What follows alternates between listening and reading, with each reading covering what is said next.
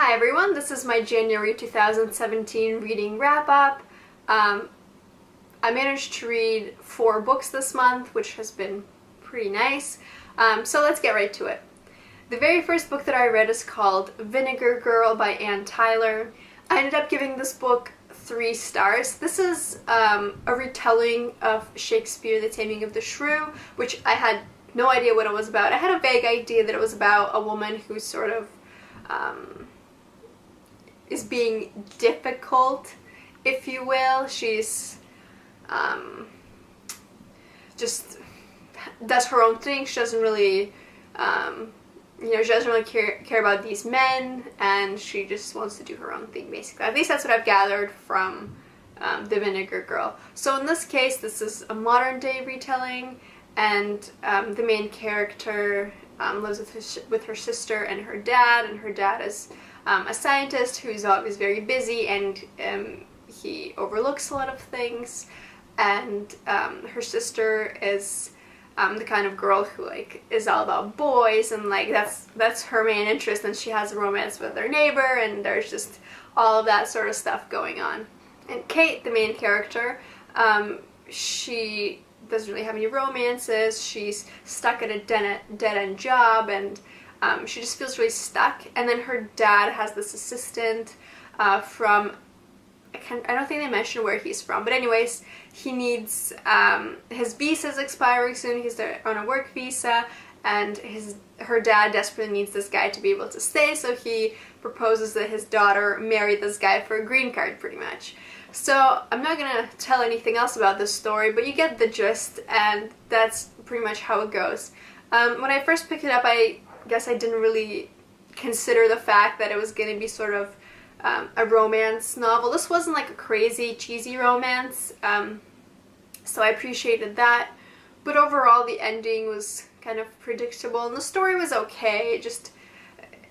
It wasn't very exciting. It was a little bit bland, so I felt like I had to finish it and read it. But overall, if I could do it all over again, I probably wouldn't pick up this book.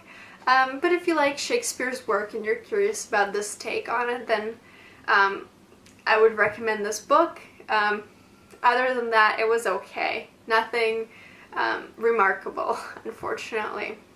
The next book that I read is called Difficult Women by Roxane Gay, and I ended up giving this book 4 stars. This is a collection of short stories, and those stories are pretty dark, and there's a lot of stories about abuse and just bad relationships, and there's lots of trigger warnings for a few different things, I would say. But overall, it was really well written. The stories were, very gritty and very unpleasant. But it was definitely, if you like Roxane Gay's books, you'd like this book. And if you like books about feminist topics, then this is definitely a good book to consider. I liked all of the stories there. Some were better than others, but overall it was a great collection. If you're into short stories, this is definitely a good book to read.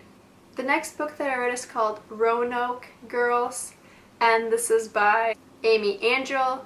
I gave this book 3 stars. I've heard great things about this book, actually, and people said how crazy it was and how unexpected it was. I sort of didn't feel that way. So basically, Lane, the main character, whose mother moved with her away to New York, away from the house, Lane's mother's parents' house. So Lane's grandparents' house, her grandma and grandpa lived there. They moved away from there when Lane was a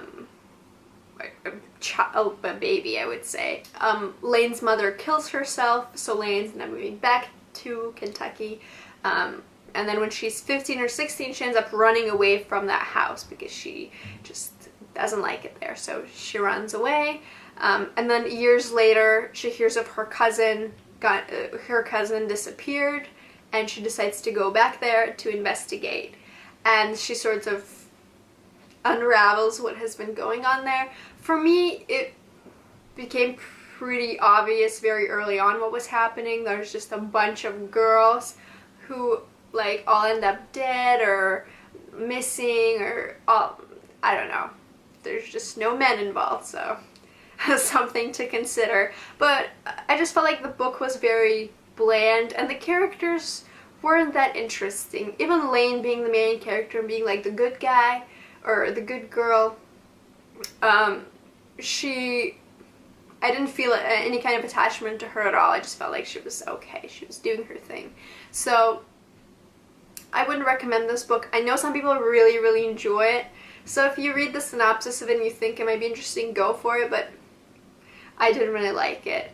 Finally, the last book that I read is Mockingjay, the last book in the Hunger Games series. It took me so long to get to this book and to finally finish the series that I should have read forever ago. I ended up giving this book 4 stars. I have to say it was a very unexpected ending. I didn't see that coming at all, and there was a good twist in the end there if you haven't read the series. But I don't know. I was very surprised, and I guess I shouldn't have been, because this book, even though it's a YA and there's some, I guess, dark humor in it, if you will, I don't know. I guess it's a pretty depressing story to begin with, so it shouldn't be that surprising that it ends in like, I don't want to say twisted way, but it's just very, I felt like the ending was very dark. Maybe some people would disagree, but that's just how I thought about it. It was definitely a great series, and I'm happy to be finally done with it. So that's it for my January of 2017 reading wrap-up. Please let me know if you've read any of these books, and also please let me know what you're reading right now. Thank you so much for watching, and I'll see you next time.